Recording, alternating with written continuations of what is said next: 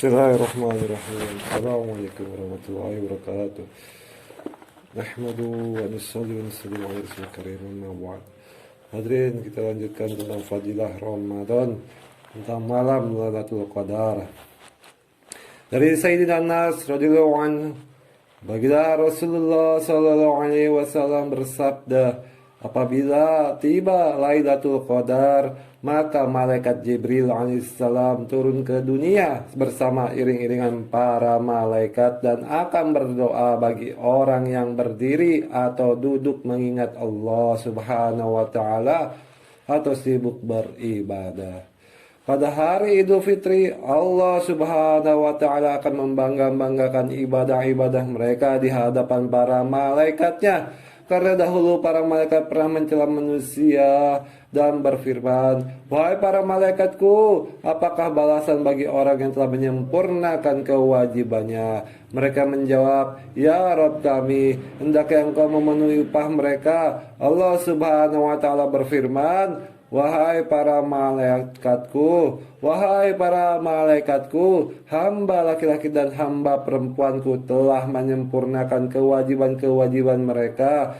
Lalu mereka keluar untuk salat Id dan berdoa meraung-raung, sungguh demi kemuliaanku, keagunganku, kehormatanku, keluhuranku, dan ketinggian kedudukanku, pasti aku kabulkan doa-doa mereka. Lalu Allah subhanahu wa ta'ala berfirman kepada manusia, kembalilah kalian, sungguh telah kuampuni dosa-dosa kalian, dan aku ganti keburukan kalian dengan kebaikan-kebaikan. Baginda Nabi Sallallahu Alaihi Wasallam bersabda, mereka pun kembali dengan memperoleh ampunan. Hadis riwayat Baihaqi dari kitab Mishkat. Faedah Al-Quran dengan jelas telah menyatakan kedatangan malaikat Jibril alaihissalam bersama para malaikat ke dunia ini. Masih banyak hadis yang menyebutkan hal tersebut. Dalam bagian akhir kitab ini, saya akan meriwayatkan sebuah hadis yang menerangkan masalah ini dengan terperinci. Bahwa malaikat Jibril alaihissalam menyuruh seluruh malaikat yang bersamanya, pergilah ke rumah orang yang sedang berzikir dan sibuk beribadah serta berjabat tanganlah dengan mereka. Di dalam kitab Ghaliyatul Mawa'id ada satu hadis Sayyidina Ibnu Abbas radhiyallahu anhu yang diriwayatkan oleh Syekh Abdul Qadir Jailani rahmatullahi alaihi dalam kitab Al-Gunyah, yang maknanya bahwa dengan perintah malaikat Jibril alaihissalam, para malaikat berpencar menuju rumah-rumah besar atau kecil, di hutan atau di atas kapal, di mana saja orang beriman berada. Kemudian mereka mengucapkan salam serta berjabat tangan dengannya. Namun para malaikat tidak mengunjungi rumah-rumah yang di dalamnya terdapat anjing, babi, atau orang junub karena perbuatan haram dan gambar makhluk hidup. Banyak kaum muslim yang sengaja memasang gambar-gambar sebagai hiasan di rumahnya, sehingga mereka terhalang dari mendapatkan nikmat dan rahmat yang besar ini. Terkadang hanya seorang saja yang memasang gambar itu, namun menyebabkan malaikat rahmat terhalang memasuki rumahnya, sehingga seluruh penghuni rumah itu juga terhalang dari rahmat. Hadis keempat, an Aisyah radhiyallahu anha qalat qala Rasulullah sallallahu alaihi wasallam taharru lailatul qadri fil witri min al-asril awakhir min Ramadan. Mishkat an Bukhari dari Sayyidatina Aisyah radhiyallahu anha, baginda Rasulullah SAW bersabda, carilah malam Lailatul Qadar pada malam-malam ganjil dari 10 malam akhir Ramadan. Dari Sayyidina Aisyah radhiyallahu anha, baginda Rasulullah SAW bersabda, carilah malam Lailatul Qadar pada malam-malam ganjil dari 10 malam akhir bulan Ramadan. Hadis riwayat Bukhari dari kitab Mishkat. Faedah Menurut jumhur ulama, 10 hari terakhir dimulai dari malam yang ke-21, baik bulan Ramadan, terdiri dari 29 atau 30 hari. Dengan perhitungan ini, sesuai dengan hadis di atas, hendaknya seorang mencari malam Lailatul Qadar pada malam 21, 23, 25, 27, dan 29. Meskipun bulan Ramadan terdiri dari 29 hari, tetap inilah yang dinamakan 10 hari terakhir. Tapi Syekh Ibnu Hazm rahmatullahi alaihi berpendapat lain, yakni lafaz asyrah dalam hadis di atas maksudnya 10, berarti perhitungan di atas benar. Jika bulan Ramadan terdiri dari 30 hari, akan tapi jika bulan Ramadan terdiri dari 29 hari, maka 10 hari terakhir dimulai dari malam ke-20 menurut perhitungan ini. Maka malam ganjil adalah malam ke-20, 22, 24, 26, dan 28. Para ulama telah sepakat bahwa ketika mencari malam Lailatul Qadar, baginda Rasulullah SAW beriktikaf mulai dari malam ke-21 bulan Ramadan. Berdasarkan hal ini, pendapat kebanyakan ulama yang menyatakan bahwa malam Lailatul Qadar terjadi pada malam ganjil yang dimulai pada malam ke-21, itulah pendapat yang lebih kuat. Walaupun ada kemungkinan malam Lailatul Qadar terjadi pada malam lainnya, kedua pendapat ini akan bisa diamalkan jika mulai malam ke-20 sampai malam Idul Fitri digunakan hanya untuk beribadah penuh konsentrasi untuk memperoleh malam Lailatul Qadar. 10 atau 11 malam beribadah tidaklah berat jika dibandingkan dengan besarnya pahala yang dijanjikan Allah Subhanahu wa taala. Wahai Rufi, jika dengan menangis aku bisa berjumpa dengan kekasih yang kucinta, maka aku sanggup menangis selama 100 tahun untuk berjumpa dengannya.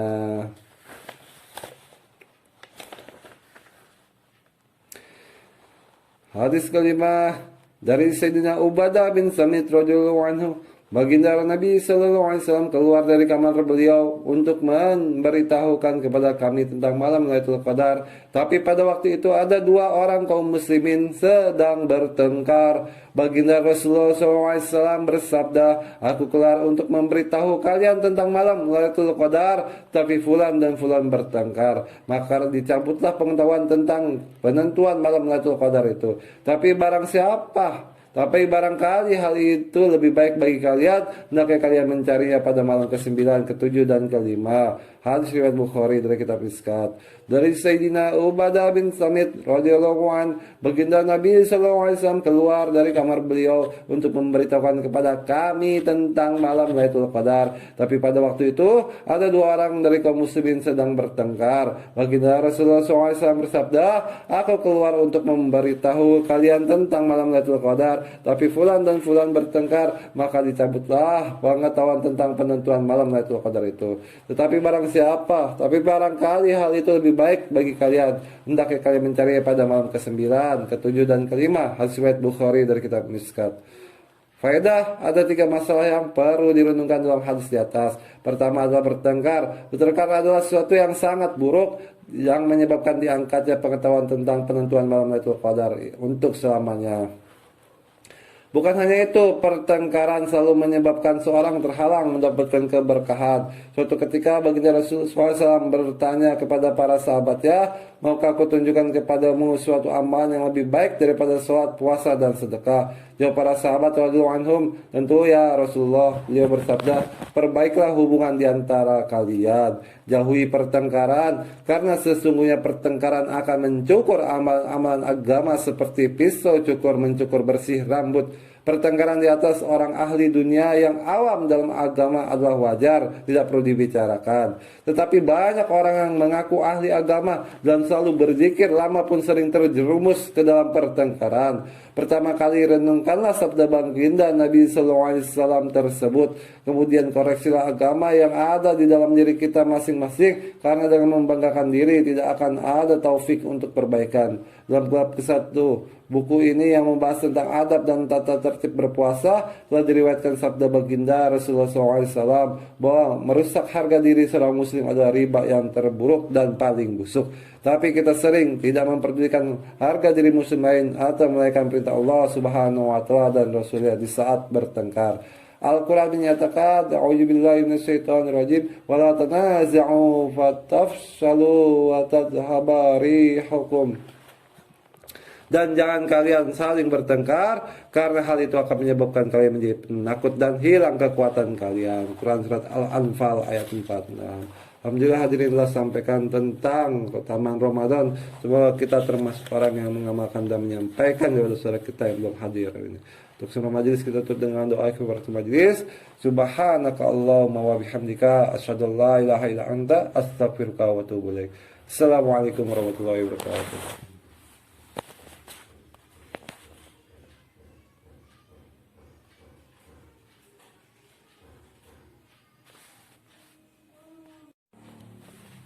Bismillahirrahmanirrahim. Assalamualaikum warahmatullahi wabarakatuh. Nahmadu wa nusalli wa nusallim ala rasulil karim amma ba'd. Hadirin, kita lanjutkan tentang fadilah Ramadan, tentang malam Lailatul Qadar. Dari Sayyidina Anas radhiyallahu anhu, baginda Rasulullah sallallahu alaihi wasallam bersabda, apabila tiba Lailatul Qadar, maka malaikat Jibril alaihissalam turun ke dunia bersama iring-iringan para malaikat dan akan berdoa bagi orang yang berdiri atau duduk mengingat Allah subhanahu wa ta'ala atau sibuk beribadah.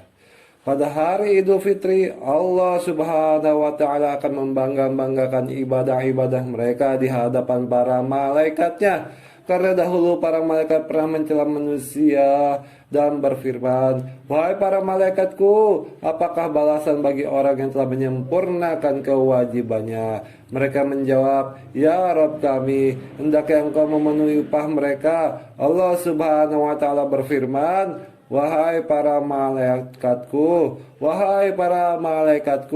hamba laki-laki dan hamba perempuanku telah menyempurnakan kewajiban-kewajiban mereka.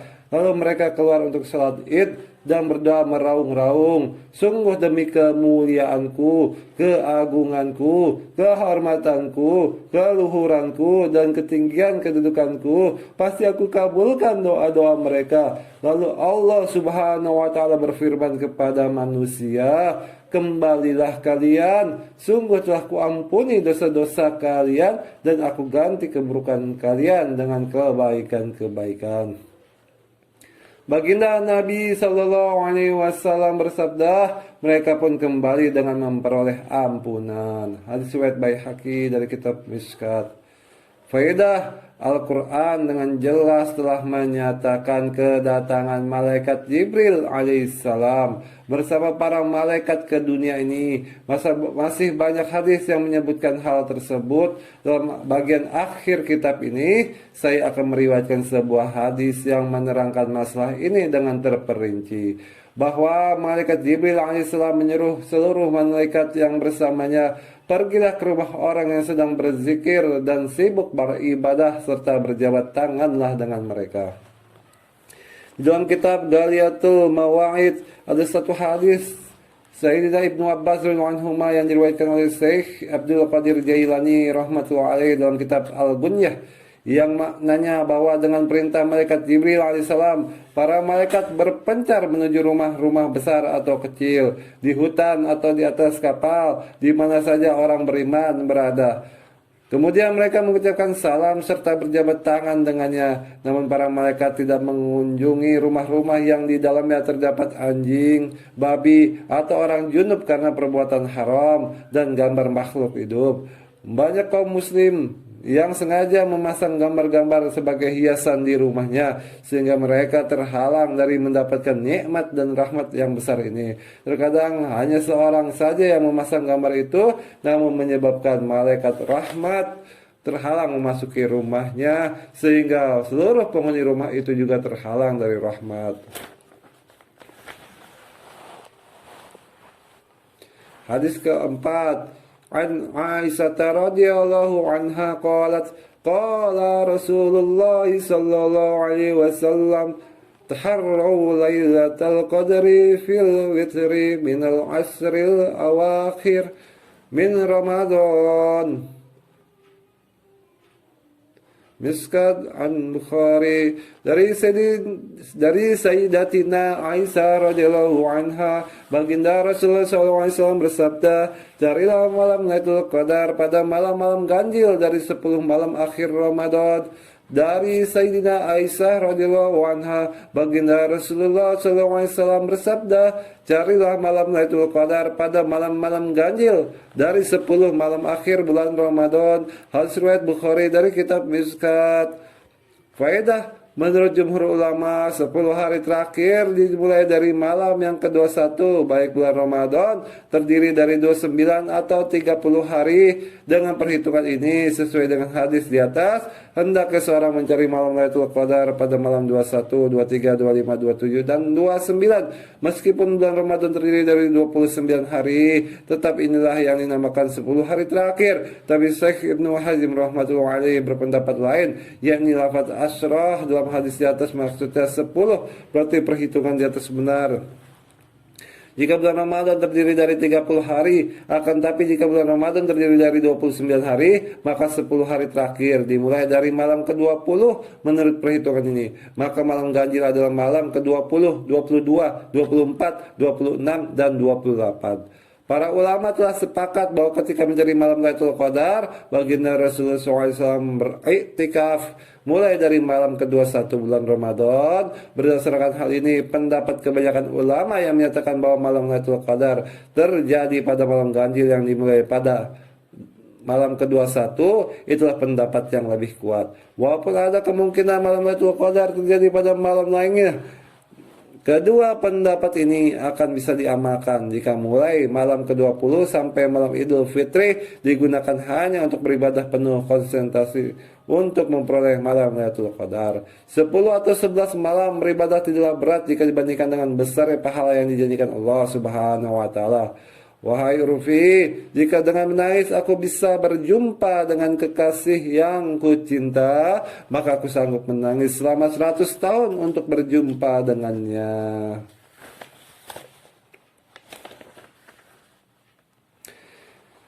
Hadis kelima dari Sayyidina Ubadah bin Samit radhiyallahu anhu, baginda Nabi SAW keluar dari kamar beliau untuk memberitahukan kepada kami tentang malam Lailatul Qadar. Tapi pada waktu itu ada 2 orang kaum muslimin sedang bertengkar. Baginda Rasulullah SAW bersabda, aku keluar untuk memberitahu kalian tentang malam Lailatul Qadar, tapi fulan dan fulan bertengkar. Maka dicabutlah pengetahuan tentang penentuan malam Lailatul Qadar itu.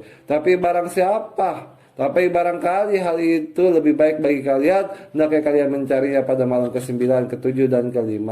Hadis riwayat Bukhari dari kitab Mishkat. Dari Sayyidina Ubadah bin Samit radhiyallahu an, baginda Nabi SAW keluar dari kamar beliau untuk memberitahukan kepada kami tentang malam Lailatul Qadar. Tapi pada waktu itu ada 2 orang dari kaum muslimin sedang bertengkar. Baginda Rasulullah SAW bersabda, aku keluar untuk memberitahu kalian tentang malam Lailatul Qadar, tapi fulan dan fulan bertengkar, maka dicabutlah pengetahuan tentang penentuan malam Lailatul Qadar itu.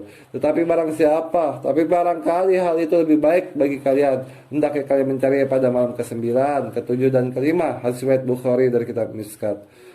Faedah, ada 3 masalah yang perlu direnungkan dalam hadis di atas. Pertama adalah bertengkar. Bertengkar adalah sesuatu yang sangat buruk yang menyebabkan diangkatnya pengetahuan tentang penentuan malam Lailatul Qadar untuk selamanya. Bukan hanya itu, pertengkaran selalu menyebabkan seorang terhalang mendapatkan keberkahan. Suatu ketika baginda Rasulullah SAW bertanya kepada para sahabatnya, maukah aku tunjukkan kepadamu suatu amalan yang lebih baik daripada sholat, puasa, dan sedekah? Jawab para sahabat radhiyallahu anhum, tentu ya Rasulullah. Beliau bersabda, perbaiklah hubungan di antara kalian, jauhi pertengkaran, karena sesungguhnya pertengkaran akan mencukur amalan agama seperti pisau cukur mencukur bersih rambut. Pertengkaran di atas orang ahli dunia yang awam dalam agama adalah wajar, tidak perlu dibicarakan. Tetapi banyak orang yang mengaku ahli agama dan selalu berzikir, lama pun sering terjerumus ke dalam pertengkaran. Pertama kali renungkanlah sabda baginda Nabi SAW tersebut. Kemudian koreksilah agama yang ada di dalam diri kita masing-masing, karena dengan membanggakan diri tidak akan ada taufik untuk perbaikan. Dalam bab ke-1 buku ini yang membahas tentang adab dan tata tertib berpuasa, telah diriwayatkan sabda baginda Rasulullah SAW bahwa merusak harga diri seorang muslim adalah riba yang terburuk dan paling busuk. Tapi kita sering tidak memperdulikan harga diri muslim lain atau menaikkan perintah Allah Subhanahu wa taala dan Rasulnya di saat bertengkar. Al-Quran menyatakan, a'udzubillahi minasyaitonirrajim, wala tanaza'u fatafshalu wa tadhhaba rihukum. Dan jangan kalian saling bertengkar, karena hal itu akan menyebabkan kalian menjadi penakut dan hilang kekuatan kalian. Quran surat Al-Anfal ayat 4. Nah, alhamdulillah hadirin telah sampaikan tentang keutamaan Ramadan. Semoga kita termasuk orang yang mengamalkan dan menyampaikan kepada saudara kita yang belum hadir ini. Untuk semua majelis kita tutup dengan doa kepada majelis. Subhanaka Allahumma wa bihamdika asyhadu an la ilaha illa anta astaghfiruka wa atubu ilaik. Assalamualaikum warahmatullahi wabarakatuh.